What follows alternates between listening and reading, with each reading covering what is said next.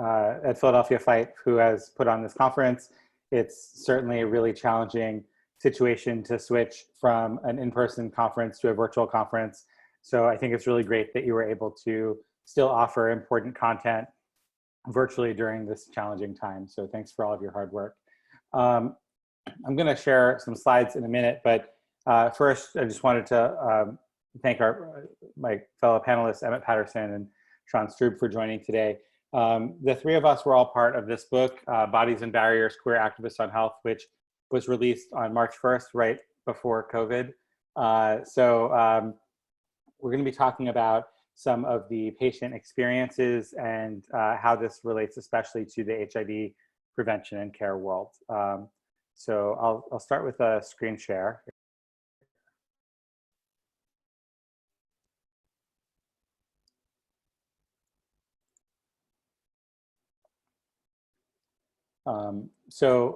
Again, this is Bodies and Barriers, Raising Up the Voices of LGBT Healthcare Consumers to Remove Barriers to Care. And there's no financial relationships relevant to this presentation. I think it's important that we start with a couple of disclaimers. So first, that we want to kind of decolonize this virtual conference space.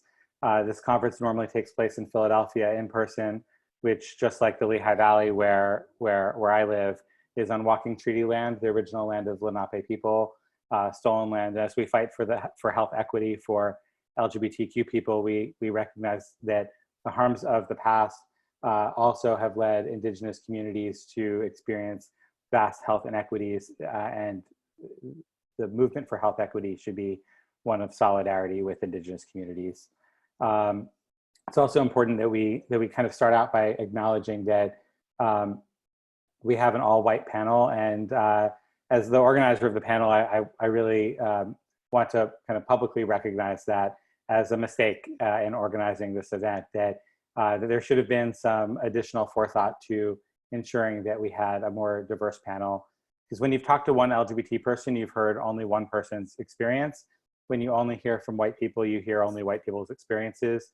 The three of us as white people have all benefited from white privilege. So the experiences that we've had, not to suggest that we haven't had challenging experiences with healthcare, but accessing healthcare as a Black, Indigenous, or other person of color, and also as a queer person, come with unique challenges. So this is a limitation of this panel today.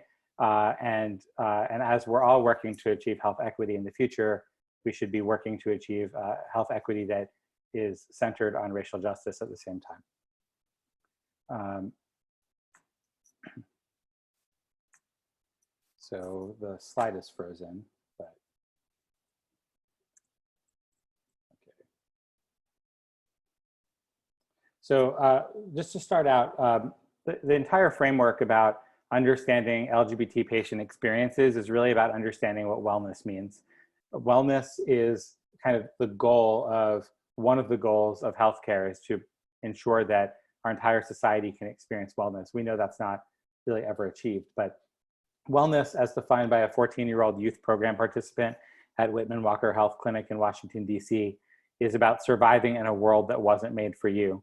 And so it's LGBT people survive bravely through our unsafe world in so many ways. We survive through everything from discrimination and conversion therapy to experiences with negative experiences with healthcare, to increased substance use, and so much more.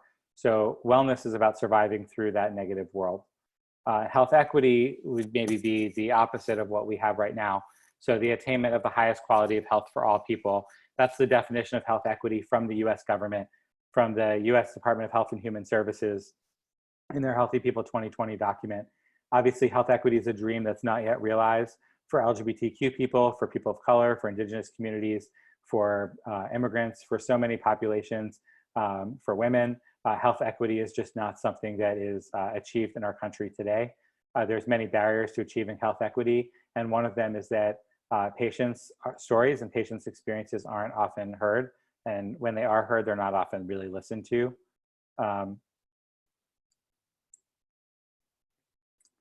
Apologies for these little tech challenges. This happened in my presentation yesterday as well.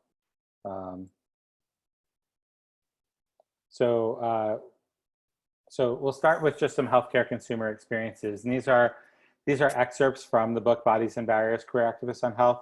As the editor of the book, this book came about because for two reasons. One was a negative experience I had with the dermatologist myself, which I'll share in a minute. And the second one was that when Emmett and I were students at George Washington University's LGBT health policy program, I was really surprised at how little literature was published about LGBT healthcare experiences. It was written by actual real life queer people telling our own stories. So much of the narratives that were out there were literature that was written by healthcare providers and healthcare researchers, not LGBT voices sharing our own stories. As queer people, we deserve the right to communicate our experiences loud enough so that our healthcare providers will hear us, but that's often not what's happened. So this book was an attempt to try to bring these stories, make them visible to healthcare providers, policymakers, insert it into curricula of students and health professions so that our stories can be validated when they're listened to by people that have a strong role to play in improving the healthcare that we receive. There's 26 essays from queer activists across the world. And the essays include everyone from youth to older adults and everything in between. So it is intended to provide many, many different experiences, although just like with the disclaimer at the beginning, it is not fully representational. First, there's more than 26 identities in the queer movement. There's more than 26 geographies in our world, but it does, I think a pretty good job at sharing a baseline of understanding of the types of healthcare challenges that we have. So I'll share a little bit from my own story and then turn it over to Emmett and Sean. So I'm a full-time queer activist leading an LGBT community organization with a focus on LGBT health equity. So I was surprised when it happened to me too. By it, I mean a negative experience with a healthcare professional because of my queer identity. I made an appointment with a dermatologist for a baseline screening for skin cancer, but at every turn, the doctor's well-intentioned team made me question if I should be there at all. The intake forms were unnecessarily restrictive. Biased news programming was on full display in the waiting room. Magazines in the waiting room did not cater to patients like me, and comments from the clinic staff displayed brazen cultural incompetence. I didn't go back for the doctor-recommended follow-up. I'm privileged with health insurance, access to private transportation, and the ability to take time away from my job to drive a distance for a medical appointment. So I was able to find a new LGBT-inclusive dermatologist an hour away. For many other LGBT consumers of healthcare, the geographic barrier to accessing culturally appropriate LGBT-inclusive care from a specialist might be too great a barrier to overcome. Throughout our lives, LGBT people experience unique structural barriers to care that lead to higher behavioral risk factors for numerous sexually transmitted and chronic diseases. When compounded with past negative experiences in healthcare settings, including outright discrimination, the LGBT community experiences worse health outcomes than the majority population. And my hope is that this conversation, that this book will provide an increased understanding of some of the unique challenges LGBT people experience and will lead to increased prioritization of behavioral, clinical, and policy changes. We all lack health equity as LGBT people. Our queer bodies deserve health equity. And together with our stories of patient narratives, we can tear down these barriers and improve health for all of us. So then we can,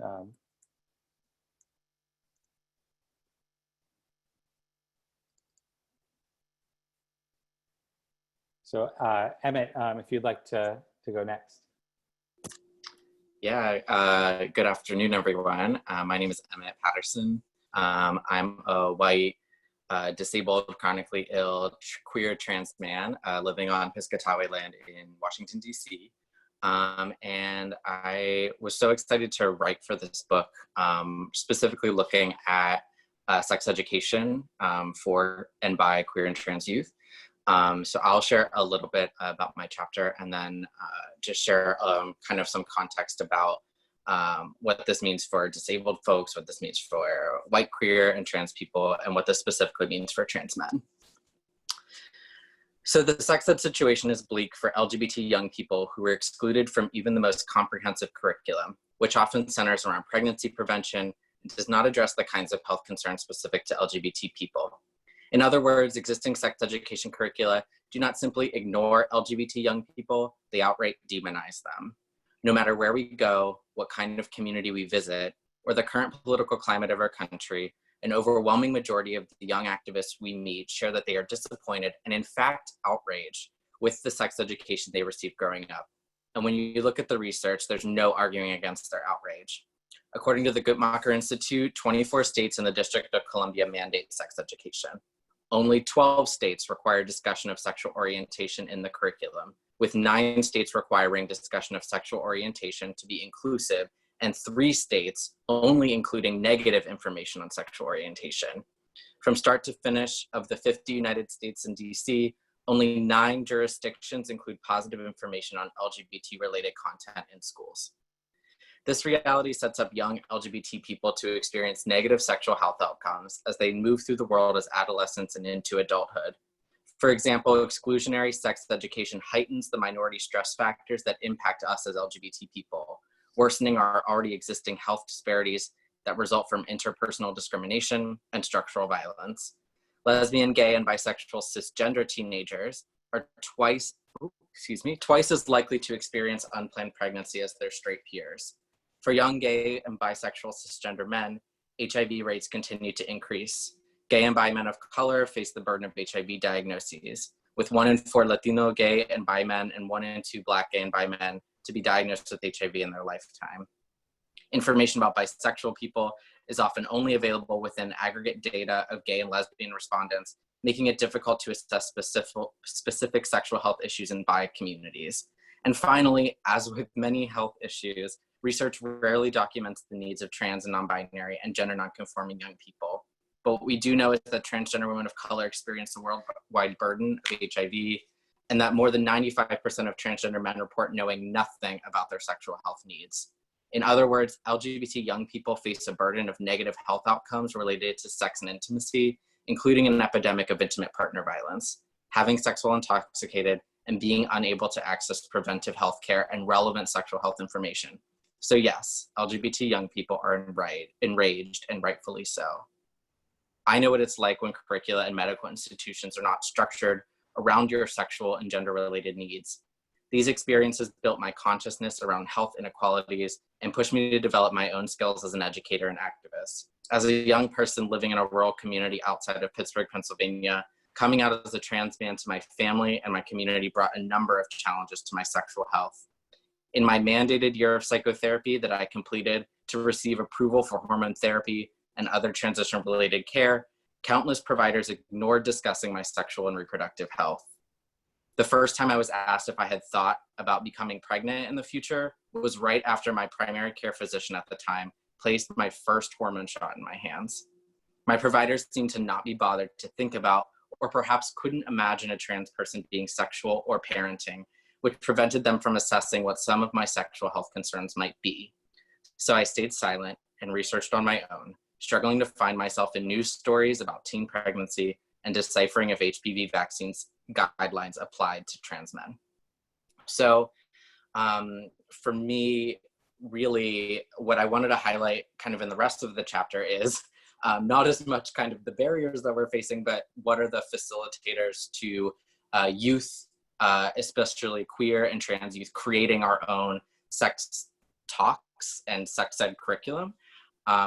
Specifically I center it in really like a transmasculine narrative of, when I was experiencing all of these kind of sexual health crises, I was really invisible in any medical research and guidance, even still today.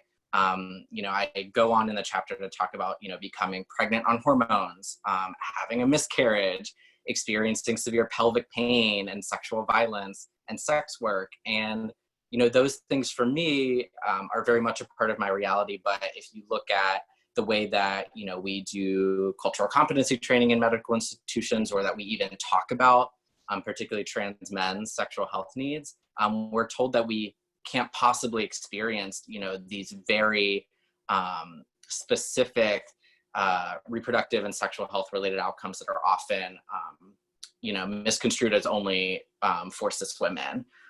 So yeah, that's a little bit about that. And I think we'll go into more detail a little later, but I'll pass it back over to Adrian. Thank you, Emmett. When I can get the slide to move, then we're going to go to Sean.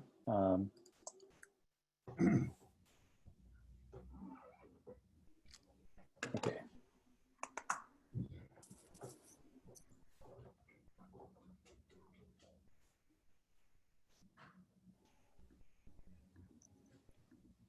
Sean, if you'd like to unmute yourself.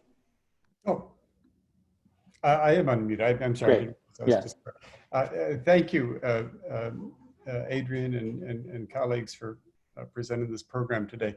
My chapter in the book is really about stigma and why so many of us who've been living with HIV for a long time believe that HIV-related stigma today is worse than it has ever been. So I'll read a little bit from the chapter, and then I just wanted to say a few things. Biomedical advances against HIV since the dawn of the epidemic have been nothing short of astonishing. An almost always fatal disease is now, for those with the privilege of access to treatment, a manageable chronic illness treated with a single daily pill. Someone who acquires HIV today has every reason to expect to live a normal lifespan. Yet with such astonishing success in treatment, why is the stigma worse today than ever? Why do so many long-term survivors, including a lot of us who've always been very open about their HIV status, find they now are keeping it a secret, sometimes going deeply into closets they thought they had left for good years ago? A lot of people, especially those who don't have HIV, find these questions startling. They remember the days when one had to wear a spacesuit to visit someone with AIDS in a hospital, or when people were afraid to eat in restaurants with gay waiters or refused to touch a person they thought who might have the virus. These are certainly all stigmatizing reactions, born out of combinations of fear, ignorance, and bias. But they're ultimately based in fear of casual contagion. People worried about getting this. Today, we know so much more about the real routes and risks of HIV transmission, as evidenced by the, Kaiser and others do surveys every year, which has shown the numbers of decline in terms of people who think you can get HIV from a drinking glass or a toilet seat or something like that. But to those who are stigmatized, those of us living with HIV, those who experience HIV-related stigma, which is not limited just to people with HIV, but the stigma is far more nuanced and complex than simple fear of casual contagion. The stigma is about our moral worth being judged when others find out we have the virus. It's about our words being discounted before they leave our mouths, about marginalization, othering, and very importantly, self-stigmatization and the internalized stigma we absorb from the broader society.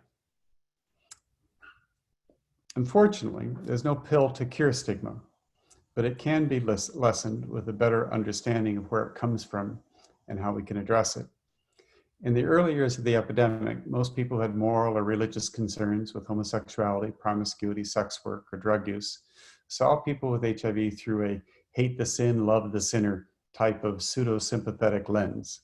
We were in pain, suffering, at times looked grotesque and disfigured from the disease. We were expected to die, probably very soon, and possibly in a horrific manner. In the mid-1990s, combination therapy, so possibly in a horrific manner, this inspired some degree of a human response of sympathy for these people who were, they may be sinners and we may have all these feelings about that, but they were facing a very difficult circumstance. That was the lens through which we were seen. But in the mid-1990s, when combination therapy was introduced and the broader society began to understand that we were no longer dying, but in fact, we were going to live, instead of being seen through the lens of our likely demise, we were seen through the lens of our potential survival. And if we were living longer, it meant we would be around longer to potentially transmit HIV to others. HIV as a death sentence, right, presents only a short-term problem with the person with HIV. HIV as something people live with for many years becomes something different. The public health and the criminal justice systems began to consider us as an inherently dangerous population, a threat to society. We became seen as people who needed to be tracked down, identified, tested, listed, reported, regulated, and increasingly criminalized. Those with deep-seated biases against the populations at greatest risk of acquiring HIV felt like they had a renewed license to demonize us. The media played a role as well. In those early years, there was a steady flow of feature coverage in the media, the inspiring stories about the triumph of the human spirit, the woman working 2 jobs and raising children even while managing a serious life-threatening illness, the child born with HIV who valiantly struggles to go to school and be like the other kids, the 2 men with AIDS who took care of each other, bringing joy to their final months, weeks, and days. That kind of media coverage about people living with HIV has largely disappeared.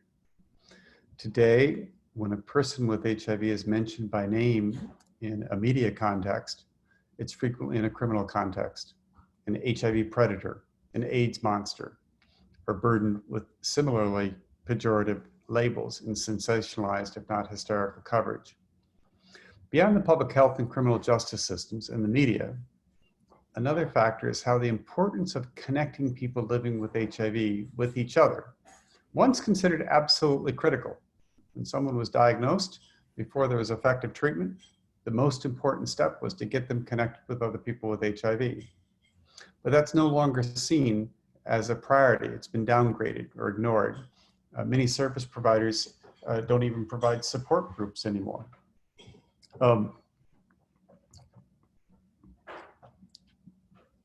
As opposed to, in contrast to the early years, that when a person was diagnosed, unless they were in an acute medical crisis, the most important diagnosis, post-diagnosis priority was to get them together with others living with HIV through a support group, a PLHIV network, or other mechanism to enable us to ask questions, educate ourselves, and build a network of support around ourselves to enable us to deal with the consequences of HIV, including disclosing that we have it to our sexual partners, friends, family, and coworkers. It was through these support groups and networks that people living with HIV became empowered advocates for ourselves, for each other, and for our communities. Hundreds of HIV service providers, including major agencies, Gay Men's Health Crisis, San Francisco AIDS Foundation, others, were founded by people with AIDS, our partners, and our closest friends, including many who didn't know at the time whether they had the virus or not. We didn't have the viral divide that we see today. The existing healthcare service delivery structure couldn't service, didn't want to service. That necessitated that we create a parallel network around a peer-to-peer service delivery model. In those early years, and with these hundreds of AIDS service organizations that came right out of the community, grew organically out of it, started by people with AIDS and our partners. There weren't meetings of boards of directors where members of those boards referred to the agency's clients as them, because clients were in the room, sitting on the board, serving on the staff. We weren't just at the table, we helped decide who else would be at the table. Yet over time, as the epidemic grew and service providers professionalized, that's in quotes, they also began to incrementally move away from the pioneering peer-to-peer service delivery model that we prioritized toward the more dominant benefactor-victim model, where self-empowerment ideals were not as central. Those boards of directors that were once all or nearly all people living with HIV transformed into boards where there was no, little, or only token PLHIV representation. Funding for support groups and networks was reduced or eliminated. The concept of connecting the newly diagnosed with other people with HIV became a quaint relic from the past in favor of a mistaken belief that we would treat our way out of the epidemic. Today, the top priority after a person is diagnosed is typically to get that person on antiretroviral treatment so they won't pose a risk of HIV transmission to others. There are vastly fewer support groups and networks. Referrals to them are a rare exception, no longer the rule. Today, when newly diagnosed people are given this life-changing news, they're put on treatment, told to come back in 3 months and ejected onto the sidewalk, expected to go about their lives as if it was no big deal. Yet HIV stigma makes many of us reluctant to share this news with our friends and families. We keep it a secret out of shame, fear, personal safety, or just a preference for keeping our personal health information private. Shame, because most everyone knows how not to acquire HIV today, unlike the, quote, innocent seroconversions of years past. And we live in a culture of blame. When a person is diagnosed, they're subject to harsh judgment, including from many in the communities that a few years ago were the beacons of hope and bastions of support. Fear also encourages secrecy about one's HIV positive status. Years ago, a diagnosis meant the person was probably going to become very ill, possibly very soon. They weren't looking at long-term survival. We're looking at surviving till next spring or till our child graduates from school or some more short-term goal. And we weren't worrying about our long-term career prospects. Today, a person with HIV may quite understandably want to avoid becoming defined by their condition, being subject to the gossip of coworkers, or having their HIV status become an impediment to career advancement. They have the choice of keeping their diagnosis a secret because there is effective treatment. We don't have the same kind of disfiguring of our bodies that would announce the disease to others. So they can keep it a secret, can expect to live a normal lifespan, and aren't likely to show this evidence of HIV that's visible. And after all, it's private information, no one else's business. So keeping one's HIV positive diagnosis a secret is an important right that every person with HIV should be able to enjoy if they choose. But it also can contribute to isolation, self-stigmatization, and rendering the epidemic less present and less visible to others. The community context associated with disclosure of one's status is also different. At one time, our broader LGBT community accepted the epidemic as a collective responsibility, wrapping its arms around those newly diagnosed, expressing its love and support, and sending a message, we'll get through this together. Such is no longer the case, as much of the LGBT movement has moved on to marriage equality, military service, and other priorities. Even within gay men's social sexual circles, it's very different today, with online hookup apps full of guys who assert they are, quote, clean, and running away from those who bravely share their HIV positive status. Instead of getting love and support, many gay men with HIV are made to feel like pariahs, as though they don't deserve as satisfying and fulfilling an intimate life as everyone else. And the reality is the consequences of disclosure are greater today than they were years ago. If we want to encourage people with HIV to disclose their status, then we must prioritize making it safer for us to disclose, not wagging fingers at us telling us what we should do. Making it safer to disclose means combating stigma. Anti-stigma efforts around the epidemic, and I've been involved in the epidemic for a very long time, they have typically focused on settings where stigma occurs, places of employment, in the healthcare, educational system, and on trying to educate the stigmatizers, healthcare workers, school personnel, whatever. The stigmatized, those of us living with HIV, were sitting on the sidelines, waiting to benefit from the enlightenment thus resulting. Yet I believe a far more effective strategy to reduce stigma is found by focusing on empowering the stigmatized rather than educating the stigmatizers. The civil rights movement in the 1960s didn't gain traction and make progress because a white supremacist majority woke up one day and got educated and decided not to be racist. It made progress because a Black minority became empowered, outspoken, and demanded equity. Empowerment has become a buzzword to the extent that it's almost like white noise, having lost any real meaning. I use the example when Supreme Court Justice Potter Stewart, in a decision defining what was pornographic, noted he had a hard time defining it, but he said he knows it when he sees it. That's a little bit how I feel about the empowerment of people with HIV. It isn't something that one individual or agency can give to another. It's something that arises organically when the conditions are right and the support is there. That starts with creating opportunities for people living with HIV to connect with each other, whether for social or peer support or for recreation or to pursue advocacy or educational agendas. Mike Callan, who was one of the first AIDS activists, used to say that there was a special magic when there were only people living with HIV or AIDS in the room. The conversation is different when stigmatized individuals are able to be with each other free of the judgment and stigma that they experience otherwise in their lives. In those spaces, we're able to discuss and share our concerns and priorities in a more gentle and generous way, free of polarizing interests that want us to fit their agendas. When people living with HIV are able to get together, they then have the opportunity to create their own agenda, select leadership that can be held accountable to other people living with HIV, instead of having our leadership chosen for us by others. And importantly, it enables us to speak with collective voices. Excuse me, my screen just went funny. Okay. And people living with HIV who are connected with other people with HIV through these support groups or networks or other mechanisms report much higher sense of self-empowerment, are better able to handle stigma, and have a better quality of life and improved health outcomes. Peer support is vital for every person in every phase of their lives, to be sure. But the more disenfranchised, marginalized, or stigmatized a community is, the more important that peer support becomes.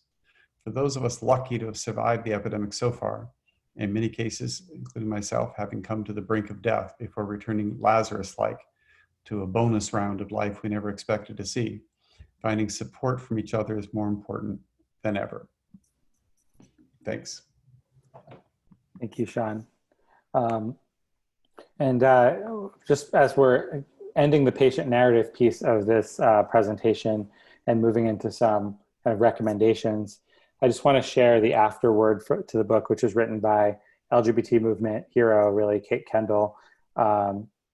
It's short. So Kate wrote that throughout my career, I've been involved with some of the LGBT movement's greatest fights: marriage equality, non-discrimination in the workplace, parenting rights, inclusion in sports, ending conversion therapy, protecting youth, elders, and LGBT families. The common thread linking all of these issues is health and well-being. It is not possible to be a healthy, vital person if you're under assault for who you are. Precisely because so many LGBT individuals struggle with stigma, safety, acceptance, and belonging, many in our community still struggle with high rates of mental and physical health challenges. Despite the odds, our movement for LGBT liberation has come far. In my 22 years leading the National Center for Lesbian Rights, I had a front row seat to our national progress. Out of nothing and in the face of hostility from our own government, we built the HIV/AIDS infrastructure in the 1980s to fight back and save our men and everyone impacted by the pandemic. When I started at the National Center for Lesbian Rights in the 90s, LGBT parents routinely lost custody of their children as they came out of heterosexual marriages. Now, sexual orientation is not a basis for losing custody. In the early 2000s, many openly wondered if we should fight for the freedom to marry, or if such a fight would be successful in their lifetimes. In 2015, we won marriage nationwide at the Supreme Court. We've come a long way from the time when LGBT people were dying left and right from a treatable virus, to witnessing some of those early AIDS activists marrying longtime partners. But the LGBT community still experiences open hostility and disregard from healthcare professionals. LGBT health needs are still not covered equitably by health insurers. Policymakers still lack political will to advocate for equitable policies for our community. From obstetricians refusing to treat lesbians to gay men being ridiculed for wanting a prescription for PrEP, healthcare professionals can do better, policymakers can do better, and all of us can do better. Our movement for equality, for liberation, has been breathtaking in its gains, but we still fight for our humanity, our health, and our happiness. The priority for a new generation must be the health of every one of us and the promise of a long, healthy, fully embraced life. Earlier this year, the Pennsylvania Patient Safety Authority declared very strongly that it's a patient safety issue if LGBT patients delay or avoid care because of fear of mistreatment. Patient safety issue means that the organization, the government agency that regulates hospitals in Pennsylvania, is saying that this is, one of the things that they're looking for as a patient safety violation. It's really important that healthcare providers make clear to patients that that care will be provided in affirming ways, non-discriminatory ways, and that there's healthcare professionals that are ready to provide affirming care, that they've been trained to provide affirming care. When patients delay or avoid care, it means that they're not getting basic services, whether it's HIV testing or cancer screenings or an annual physical, but it also means that they're not getting, they're less likely to go to the doctor when they're sick. They're less likely to go to the doctor when they're experiencing pain. So it really is a patient safety issue. And so if the goal is patient-centered care, then we need to listen providers need to listen to healthcare consumers. We need to have a focus on access to care issues, invest in training for clinicians, as well as intake and billing staff, ensure that waiting rooms are welcoming, and clinicians especially should advocate on behalf of patient needs, including advocacy to health insurance companies and advocacy within a healthcare organization. Sean and Emmett, I wanted to, before we open up for kind of questions from participants, if there's recommendations that you also wanted to bring into the conversation, we can do that now as well. Yeah, I'm definitely happy to talk a little bit about how like sex education and sexual health care really connect. I think oftentimes because sex ed has been so siloed into, kind of either a class you take for a few weeks in school or maybe a few days, it often gets removed from like a larger narrative of how learning about our sexual health and wellness throughout our whole lives is actually a part of not only our sexual health and wellness, but part of our sexual liberation as queer people. So for me, like I said, I'm disabled, but I recently, just was diagnosed with 2 autoimmune diseases. So I've been really navigating the healthcare system in a different way than I used to as a young trans person trying to get transition-related care like hormones and surgeries. Now I'm really trying to, have a healthy, not only just a healthy life, but a healthy sexual life, especially as a disabled person. And so when I think about kind of recommendations that I would give, I think that we should really consider a few ways of talking about power differently, especially as providers. I think that often in sex education, I was on a really great conference yesterday called the Sexuality, Liberators, and Movers Conference.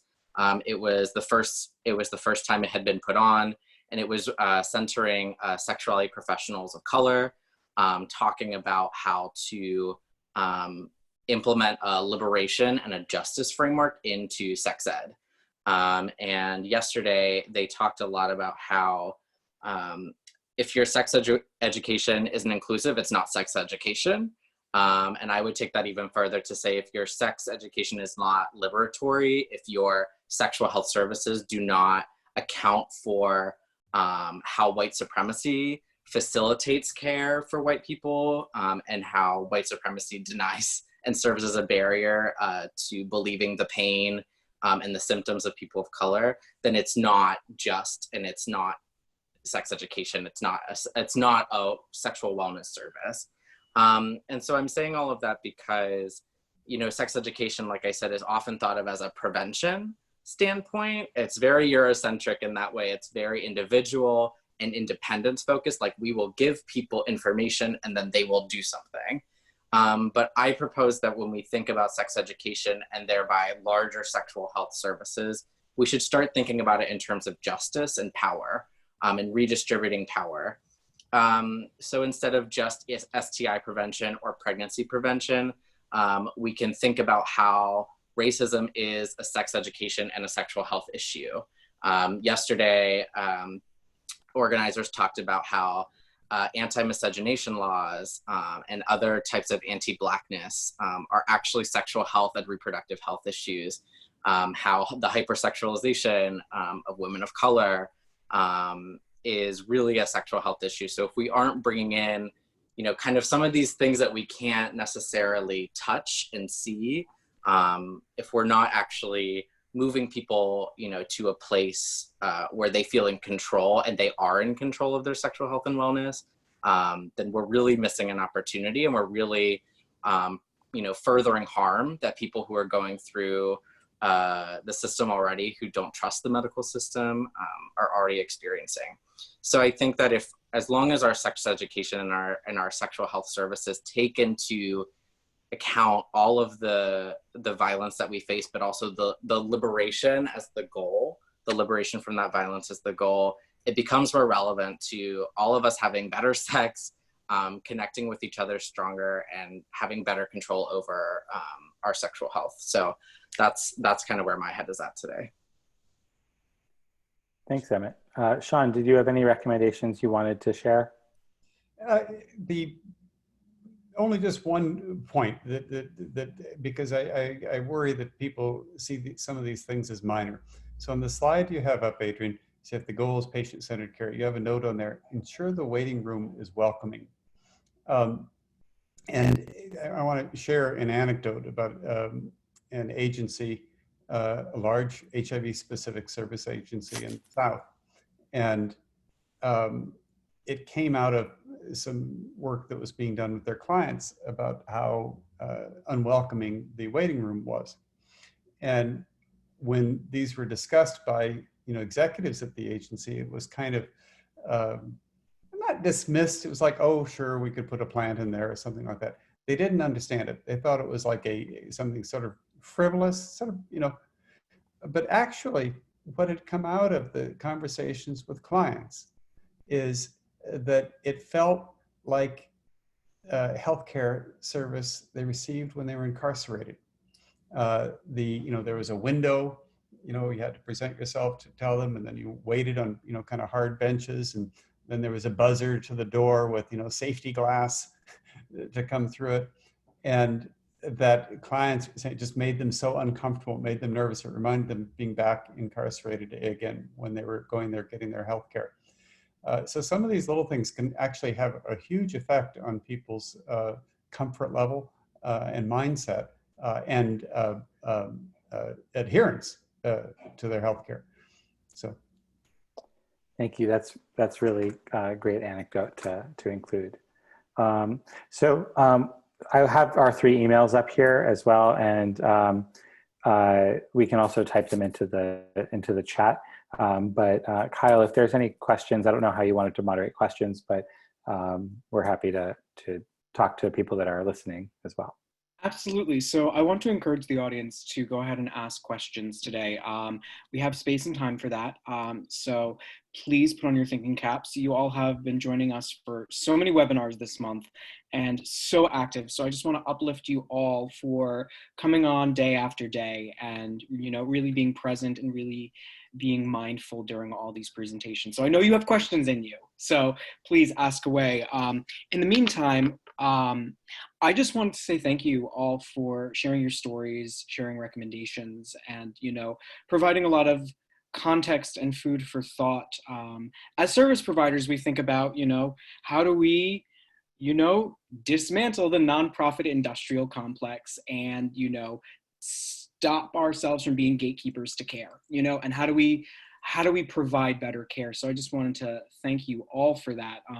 It's tremendous, absolutely tremendous. And as a queer person, I, don't always, and, as a very privileged white male-bodied person, I don't often think about the privileges that I, inhabit when I'm seeking care, and I see things afterwards, thinking about when I went to go pick up PrEP at the pharmacist, how weird they got, thinking about those things in retrospect, and it's like, why did that happen, But as like a person who embodies privilege, I don't notice those. So until we have these conversations. So I just want to thank you for bringing that up, and also, talking about decolonizing the space and, really naming a lot of things explicitly. So thank you all for that.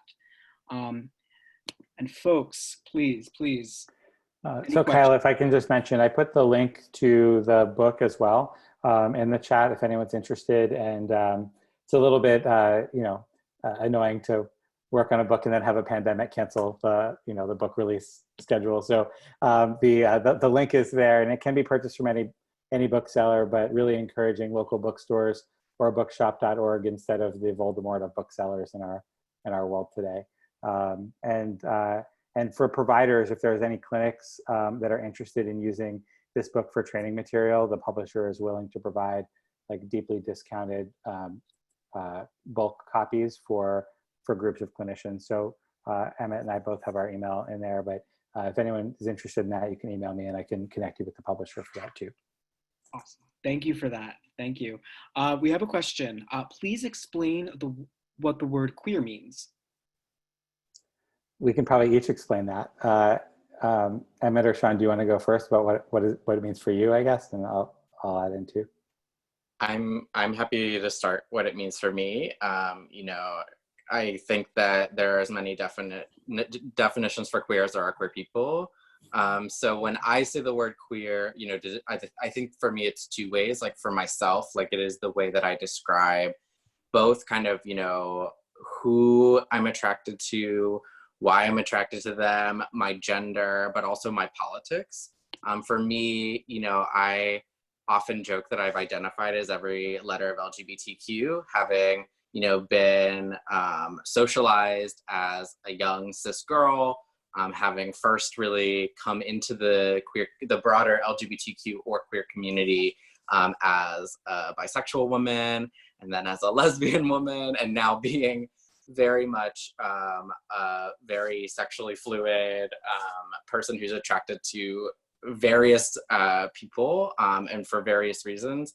For me, queer, you know, often if people would look at my behavior or who I partner with, they would say that I'm gay or bisexual or maybe pansexual.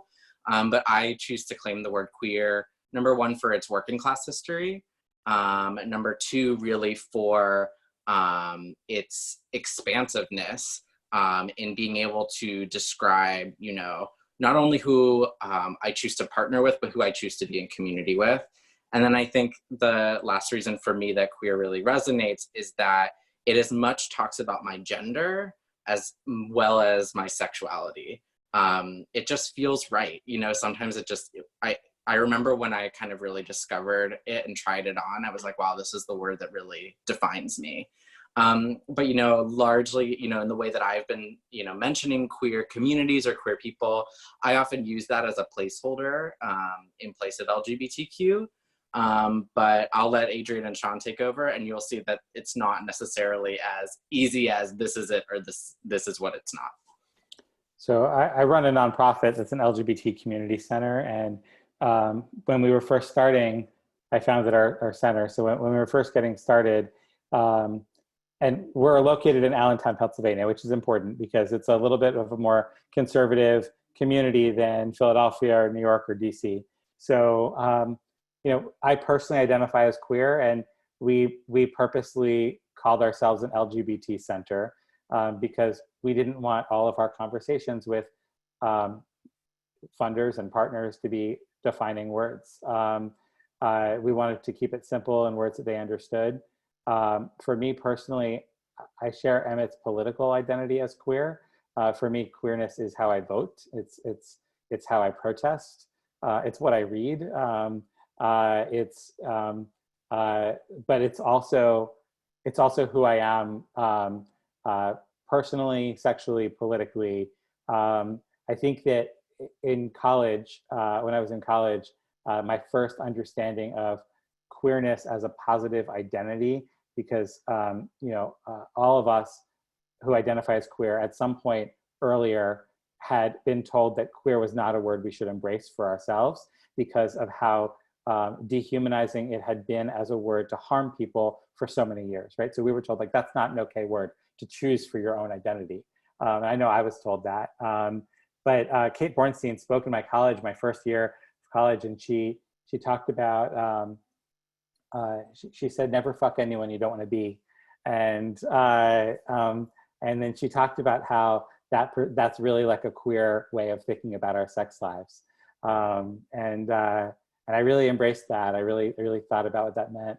I then ended up working for a gender pack, which used to exist in DC as kind of a radical gender liberatory organization. And Ricky Wilkins was the director there. And she really theorized queerness as both personal and political. And I really liked that idea. That was the first time I thought about it as, like, how do you vote? Like you vote as and I don't mean like vote like Democrat or Republican, but like vote certain values in terms of like what are our queer values, and like what's important to us as individuals. For me, queerness is a positive, affirming identity. But I do want to just say that for healthcare providers who are listening, that especially if you serve a predominantly majority population clientele, like, for example, maybe you don't work at Mazzoni Center or Philadelphia Fight, but you're a healthcare provider in a mainstream majority population organization. Ask your clients what words right for them, because presuming that everybody identifies as queer is not the right presumption. Some of us are very, like, it's my identity, it's who I am. But for other people, I know people I serve at Bradbury Sullivan Center as our organization, we have community members who who are very much not queer. Like that's not an okay word to describe them. So as a healthcare provider, I think it's important to, ask what language is okay to use, ask what identity is okay to use, and then use that identity with your clients when you're talking about them so that you don't inadvertently upset them, because the goal of providing healthcare is to bring people in, not exclude. So that would just be, so it's not a bad word. If you're the person that asked, if you're a healthcare provider that was, hearing us use the word queer and saying, well, I thought that wasn't a word we should use in our clinic. I understand that. And it is an okay word to use, but, always just respect your client's wishes about how they identify. Sean, do you have any thoughts about the word queer? Sure. Well, I'm of the generation, when at, Lincoln Elementary School in Iowa City, Iowa, in the late 1960s and early 70s, at recess, inevitably someone would say, let's play Smear the Queer.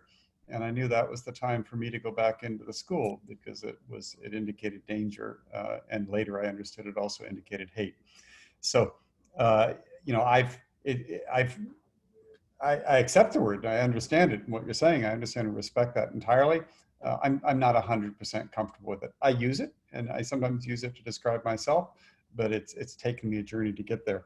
But one step on that journey, if I can tell a quick anecdote, I was speaking at Simon's Rock at Bard College one time, and in the after talk, we're having this whole conversation, all these college kids, sitting on the floor and on the couches, and at one point we got talking about how we identify sexually.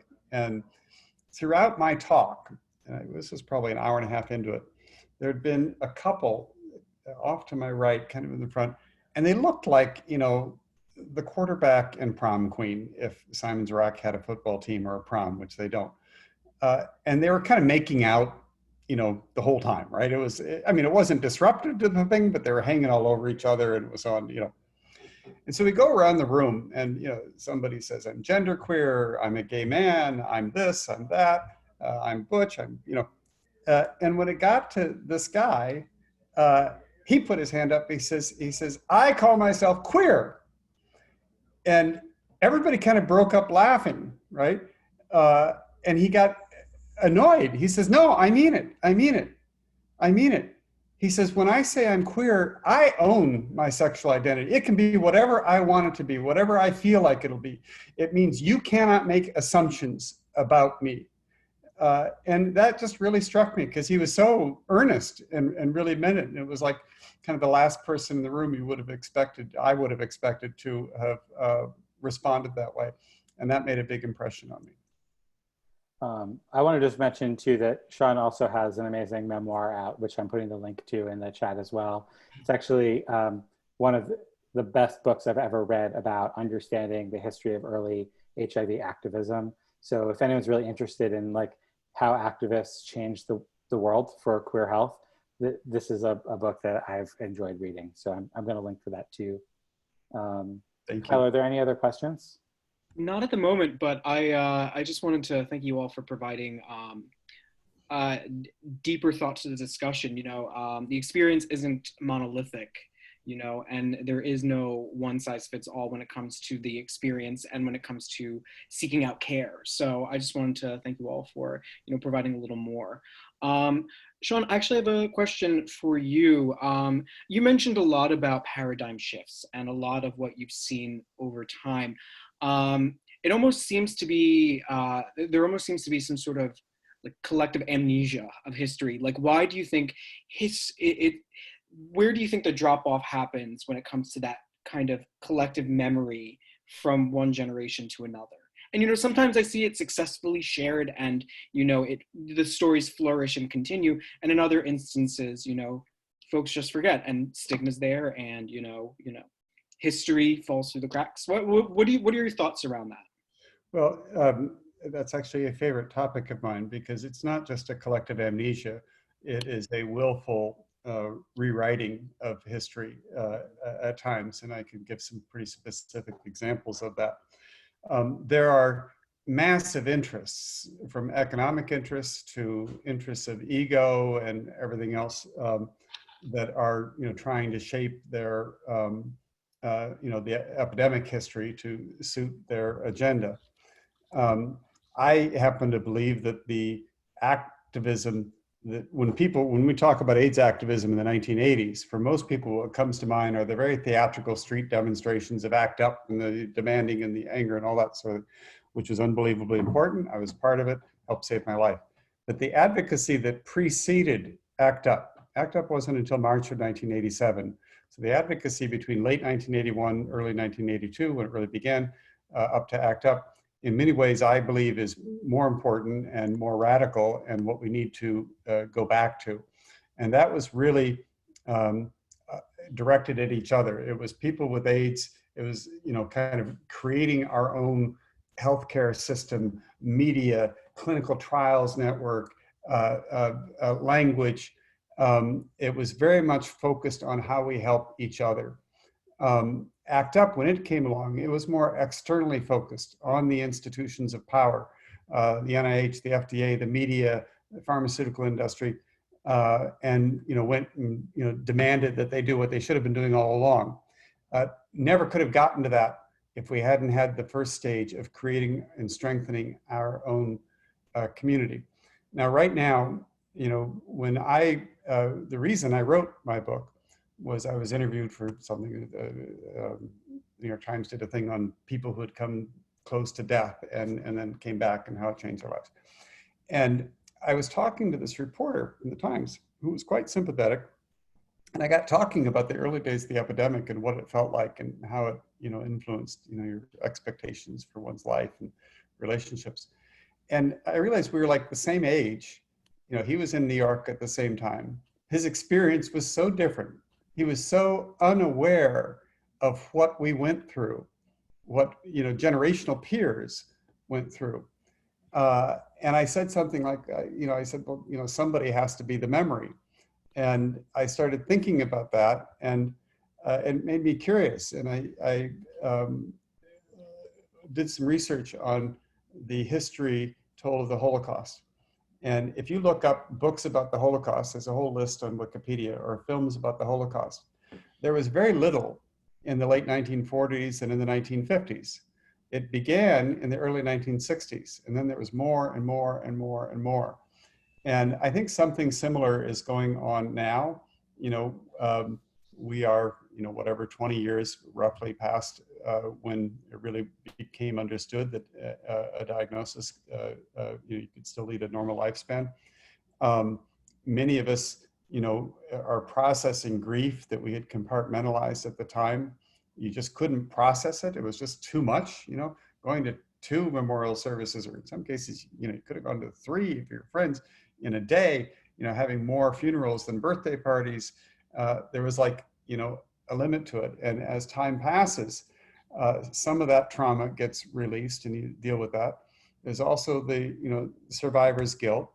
But even more than that, there's increasingly a sense of obligation amongst those of us who lived through this, that we need people to understand the story and understand some things that have not been looked at. As a community, as a queer community, we made mistakes early in the epidemic, and we're very quick and in touch with the evil response of the federal government, the neglect and all the other things. We need to look at ourselves as well and look at what we would do differently now in hindsight. We need to, not to blame, but to understand. We need to understand how this epidemic could have been avoided. 75 or 80 million people in the world have gotten HIV. About half of them have died of it. With a different response from the broader society, not just from our community, early on, that could have been, probably kept to, maybe less than 1 million. That could have happened. And, right now, we're all aware of what's happening with the COVID epidemic in the US and how the abysmal response to it in various ways has resulted in so much pain and suffering, and there's lots more to come. And people understand now, had we responded differently, we would be in a different place with this epidemic. Had we responded differently to the AIDS epidemic, we'd be in a hugely, hugely, massively different place. So, this look back moment, not unlike the the sort of cultural production, if you will, following the Holocaust, is sort of beginning with first-person accounts, the memoirs, the people who could speak from their own experience, who are aging out and dying off, and there are fewer and fewer of us around. In time, and now we have this incredible generation of historians and scholars who are looking at this, the contemporaneous correspondence and papers of people involved in the epidemic who are in many cases, retiring or dying, and their papers are going to different libraries, and so those will become source material. So I think that how we understand and see the epidemic in historical terms is going to be very different a generation from now than it is today. The Sero Project, we put together a slideshow presentation on the history of African-American AIDS activism from the beginning. And it's full of all sorts of little factoids that people didn't know, the famous Los Angeles 5, which are the cases reported on in the New York Times when they first reported 5 cases that were sexually linked. There were 5 white gay men. Well, case number 6 and case number 7 were both black men.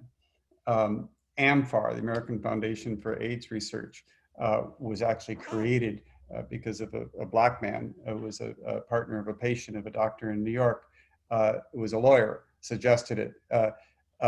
Lots of little incidental things like that, but also more fundamental things, and looking at and understanding how AIDS activism in a lot of communities of color and women happened through an existing infrastructure that those communities had created to serve each other. Gay white men didn't have that, and many of them were experiencing the privilege of their gender and their skin color was so great. When they found out the government was willing to let them die, they were shocked. They were shocked. The first time the system had not served them, and and some of that was reflected in a tantrum of ACT UP. Not that it wasn't effective, but it's part of it. So I think that we don't really have a full picture of this, but it will emerge. And I encourage people who have stories from those early days of the epidemic to please read them into a tape recorder, document them, do an oral history, whether you're positive or negative or whatever you saw at that time. It's very, very, very important. Thank you. That was tremendous, and I think going forward, I think a lot of the work that is to be done, needs to be holistic and wholly representative of, the communities that we represent. So thank you for that. So we have a question that just came in. How are trans men included in health research and services? I saw it sneaking in, and I was like, oh, this is a very easy answer, is that we're not. And I say it lightheartedly, but it really is difficult both to experience, but also to organize around. One of the biggest examples I can give, I talked a little bit earlier just about experiencing these very, what providers have called sex-specific medical events, like miscarriage, like pelvic pain, and even misconstruing sexual violence as an issue that doesn't affect masculine people or men. And so I've been told both by providers, but also by the invisibility of research on what exactly trans men and trans masculine people are experiencing. That tells me that we're not included, that we're not even thought of. Another example I can think of is, in 2012, when I moved to DC, she's my healthcare provider still. She's very small, but mighty lesbian who vibes on getting insurance companies on the phone and telling them off for denying care to trans people. It's her one life goal. She's absolutely one of the leading experts in gynecology for trans masculine people and trans men. She's great. And she had been pushing PrEP for me from 2012, really probably the first person to really push PrEP for transmasculine people in the US. And I just didn't believe her, because everything I had seen, all of the, kind of like Sean was saying, like the oral histories I had heard, there was no mention of transmasculine people. And now there's an amazing book about Lou Sullivan. It's Lou Sullivan, who is really what we might consider kind of the first openly trans man living with HIV. There's a great book of Lou Sullivan's journals for 30 years that's out now that kind of pushes back against that. But in 2012, young baby Emmett moving to a big city from a rural Pennsylvania town, you know, really didn't see myself reflected. And, you know, obviously that has changed for me as I've kind of like learned more and met other transmasculine people, both folks, trans men living with HIV and trans men who either are on PrEP or who are negative and doing other types of sexual health work. But when it comes to research, this is a huge area of growth that is just, it feels like researchers are dragging their feet. And that the research is very one time without like commitment to what does this mean for trans men and our health and wellness in the future. I remember trying to get into the injectable PrEP clinical trials, and you know, also other types of HIV projects that didn't have to do with like biomedical interventions, but about experiences of sex and, you know, kind of HIV risk, quote unquote, projects. And the first question was usually like, what is your age? And the second question was, you know, how do you identify? You know, like gay, bi, queer. And then the question was, what gender were you assigned at birth? Or what sex were you assigned at birth? And I put female because it was there and it's true. And it was like, all right, thank you. You are not eligible for this study. And that happens multiple times when it comes to a lot of the HIV work, which is where the majority of, you know, funding for queer sexual health goes. And systemically, I can't even count on I have to use more than two hands to count the number of times I've been systemically excluded from a trial that would have been beneficial. We see this in the fact that CDC guidance does not mention trans men specifically. And when trans men, I think I'm rambling a little bit because it is just a very much a systemic issue. But for me, what it means is a lot of people are essentializing or assuming what trans men's experiences are. At the time that I was trying to get on PrEP, I did not qualify for copay assistance. They were going to try to make me pay out of pocket. But at that time, I was also a sex worker. I was sleeping with multiple people. I had formerly used intravenous drugs, and none of this came up in the conversation. It was immediately, you're a trans man, you're excluded from this. And so I think it's, for me, when it comes to kind of the field of sexual health and sexuality, we really just need to get down to the basics of what are we actually asking? What are we actually looking for? So when it comes to research, do you actually need to exclude trans men from this research? If your research is on HIV risk, when it comes to like anal health, great. Trans men are having anal health, or having anal sex and anal health, I guess. But, you know, I really encourage, you know, folks who are, at least researchers who are listening, to really examine what are you asking? Do we really need to essentialize this down to gender, or can we actually talk about the physical or lived experiences that people have? I will say, however, there are incredible transmasculine and trans men who are doing research. So Dr. Sari Reisner is doing a lot of research at Fenway Health and Harvard, and is really looking at kind of a broad range of issues that trans men experience with our sexual health. Namely, Dr. Reisner is doing a lot of research around HPV and cervical pap smears and self-testing. So rewriting guidelines to make sure that trans men can do their own cervical swabs. So they're testing the efficacy of self-swabbing versus provider swabbing, as sometimes provider swabbing can be really dysphoria-inducing or can be really violent to trans men.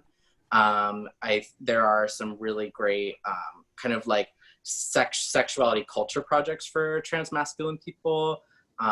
There is the Tender Boys Club, which is doing a lot around like the mental health for transmasculine people. Of course, now I'm forgetting like every single awesome project that is being done. But what I will say is if you are not a trans man and a provider, is that you really do kind of understand just the history of how trans men have been excluded from larger conversations of kind of queer health and trans health, and how you can, again, kind of like Adrian said, like ask people what language they would refer to themselves as, but also really assess for things that might be really impacting trans men that we don't have as cut and dry data that we know about. So for the US Trans Survey that was last released in 2015, we saw that trans men still don't know a lot about their sexual health. They are still experiencing violence, and specifically they're experiencing violence in the healthcare system at just disgustingly high rates. So that's kind of how I would answer that. And in terms of further reading on trans masculinities, I would tell people to look at Thomas Page McBee, who's an author who talks about masculinity and mental health. I would have people look out for Sean LaShun, who is a Black trans kink organizer, and they talk a lot about race and trans masculinity and kink and sexual health, which is really incredible. And then I will kind of shamelessly plug that last year, Grindr worked with a team of trans and non-binary activists, and we did 5 community health forums for trans and non-binary people around the US, with a specific focus on areas that are really populated by trans people of color, indigenous trans people, immigrant trans folks, as well as low income and disabled trans people. And we released the findings. It's called A Blueprint for Trans and Non-Binary Sexual Health and Liberation. So like I was saying earlier, it kind of brings in the pieces that a lot of trans masculine people have experienced, like the invisibilizing in research and services, but it also brings in kind of a holistic understanding of how not only our transness is, preventing us from seeking care, but also if we're a trans person of color, like that racism is at play. If we're a trans person who has survived sexual violence, are we going to, feel comfortable getting things like cervical paps and gynecological exams? So we released this report, and it really does go into like very specific recommendations for healthcare providers, for funders, for social service providers, for politicians and activists. So definitely check that out. But yeah, thanks to whoever asked that question. It's a really good one, and I wish I had a much more positive answer. Thank you for that. Thank you for that question. And, we need to do better. And I really happy you brought up funding. Funding can be very restrictive, and let's push back where we can, And I actually want to uplift some work Adrian was doing at the center with your data research project around LGBTQ health. I believe, correct me if I'm wrong, you created your own survey tool to be a little more inclusive. So it's actually Pennsylvania's LGBT Health Needs Assessment, which we've done in 2015 and 18, and now redoing in 2020. The data collection period just finished, and we think we'll have the data's being crunched, but we think it'll be about between 5,000 and 6,000 LGBT responses, with the most diverse sample we've ever had. What's important with the way that we did this, though, is that, to Emmett's point, and actually I should say that I've learned more about sexual health and HIV from Sean and Emmett than from anyone else in the queer movement. Sean literally, he's a little bit humble about his ACT UP upbringings, but was the fundraising chair in the early days of ACT UP New York, and then like founded Pause Magazine, and has been like, I've just learned so much from reading and speaking to Sean over the years. And every time that Emmett talks to me about sexual health and data, I realize that I'm not doing something perfect and need to change it. So actually, after our last needs assessment, in conversation with a number of people, probably including Emmett, ended up changing the ways that we ask certain questions so that we can get better intersectional data. about our community, making sure that, for example, the questions about cervical pap tests, that when trans men see those questions, they're more likely to be willing to respond to them. For example, because our goal is to get data on cervical pap tests, not lesbians and cervical pap tests, not bisexual identified women and cervical pap tests, but cervical pap tests. So therefore, people with cervixes, we want to know how routine those tests are happening. So yeah, I mean, our data process in Pennsylvania has evolved, and it should continue to evolve. I mean, every time we do this, the world changes, we change, we learn. We also see what promising practices are looking like elsewhere. Kyle, I wanted to mention though quickly about just how this all relates to COVID. So, and I'm not going to try to make any kind of comparison between HIV and COVID, because not only is that like morally reprehensible, but it's also factually wrong. However, I think that the one area of comparison that's appropriate to talk about in this setting is how we are talking as a society and community about sexual health during an epidemic, right? And I think that is important to talk about. That. So Sean referenced Michael Callan when he was doing his part of the presentation earlier. Michael Callan and Dr. Berkowitz put out How to Have Sex in an Epidemic in the earlier years of HIV. And when they put that out, there were people in the medical world, especially, who, didn't like it. That suggested that it either went too far or maybe was the wrong message to send. Well, in the very early weeks of this pandemic, New York City put out a sexual health guidance that when they put it out, it was absolutely based on the best known science available in March, right? Which is different than the best known science today, but the best known science in March. And it was sex positive, and it was encouraging people to make risk aware decisions. Sure, it talked about, it had the stay home messages included, as a guidance should be inclusive of all different levels of risk. But it also talked about how sex workers can continue to make a living during COVID-19, and it also talked about how people that are not interested in abstaining from sex during an epidemic can reduce their risk and make risk-aware decisions. They re-released their guidance in June, and even included glory holes as a risk reduction strategy, which, to be honest, was the first time I had ever seen a public health document specifically encourage glory holes as a risk reduction strategy. But when you're talking about a viral pandemic, it makes sense that the language they used was barriers like walls can help to prevent COVID-19. And so I wanted to share that in Pennsylvania, 4 of our municipal health bureaus, Erie County was the first, which, kudos to our more conservative Western PA rural-ish county. Allentown Health Bureau was the second. Then Pittsburgh, Allegheny County Health Bureau, and then Philadelphia Health Bureau have all released sexual health guidances. The state has not. Other health bureaus in the state, in municipalities, there's about 5 other ones have not yet. But it's critically important that, just like in the early days of HIV, when community members sometimes struggle to get information, it is hard to get information about sexual health today. So not a comparison in terms of the virus or even in terms of the response to the virus, but a comparison in terms of access to sexual health information when it comes to preventing the spread of a virus, and trying to learn some lessons from those early ACT UP activists who demanded that our government do better. We today can also demand that our government does better.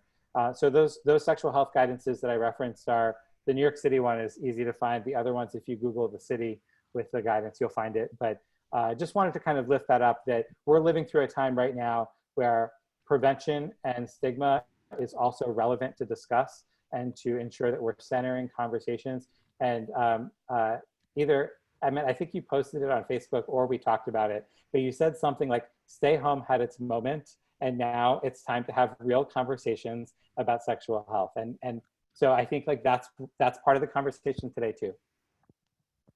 I'm not meaning to put words in your mouth. If I got that wrong, please. No, actually, that was not my brilliance. That was Dr. Julia Marcus, who y'all have probably seen, lead epidemiologist from Harvard, who's really been the voice of against stay home as an abstinence only strategy, which is very relevant to writing about sex education.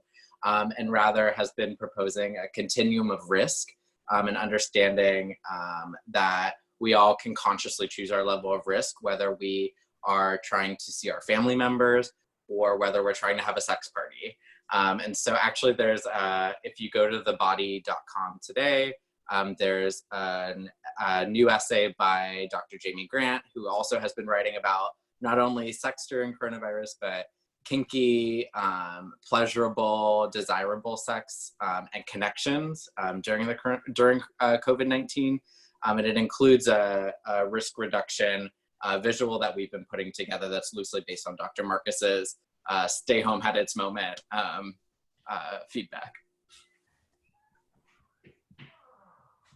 That's awesome. I just want to say thank you for that. I'm going to use that personally and actually look for that resource as well so I can share it. Stay at home had its moment. You know, because I've definitely seen some shamey things going around on Facebook. So thank you. So we're just coming up on time. I want to thank the audience for asking their thoughtful questions. Adrian, Emmett, and Sean, I wanted to thank you for coming on today and providing our audience with a lot of great material and a lot of great food for thought. I just wanted to ask if you all had some imparting words before we close out today. Adrian, I'll start with you. Well, I have to make the shameless plug that, you know, please consider reading more Bodies and Barriers, Queer Activists on Health. This book was written for changing the healthcare system. That's really the reason it was put out into the wild. So it's available anywhere you'd like to get books from. And there's, you heard from 3 of us and a little bit from Kate Kendall in absentia, but there's 26 amazing activists included in this book. So please consider reading it. And I always say, like, get one for yourself and get one for your doctor. That's you know, we don't usually get gifts for our doctor, but a roadmap to make their healthcare services better is like a great way to think about, you know, a gift to the world. Sean? One of the most important steps to improve public health is to vote. Wonderful. Thank you. And Emmett? Yeah, I would just say thanks to the folks who joined us. And I think if you liked what you heard from Adrian, Sean, and I, really, you know, there are a lot of queer stories, especially around accessing healthcare and really discussing our bodies and our health. So definitely be on the lookout for those and keep listening to the people that you're working with and for. Wonderful, wonderful. So thank you to our wonderful speakers and thank you to our wonderful and attentive audience. You all are amazing. I want you to go into the weekend being kind to yourselves and being kind to others. Just as a note, please take the survey that pops up after I close this out. So to everyone, thank you and have a great day.